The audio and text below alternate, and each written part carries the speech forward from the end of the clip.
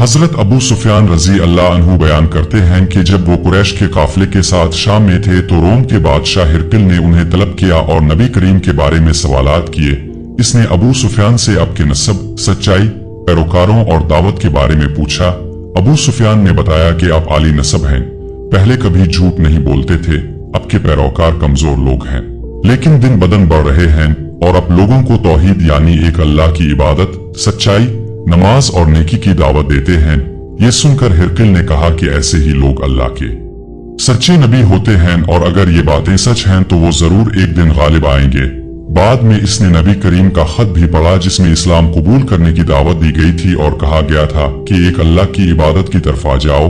इस खत को सुनकर हिरकिल ने जान लिया कि ये वाकई सच्चे नबी हैं, लेकिन अपनी कौम के खौफ की वजह से इस्लाम कबूल ना कर सका।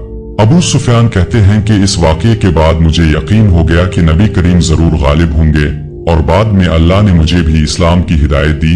इस वाक़ये से मालूम होता है कि नबी करीम की सदाकत को गैर मुस्लिम बादशाह भी पहचानते थे और अब की दावत हक पूरी दुनिया तक पहुंचने वाली थी।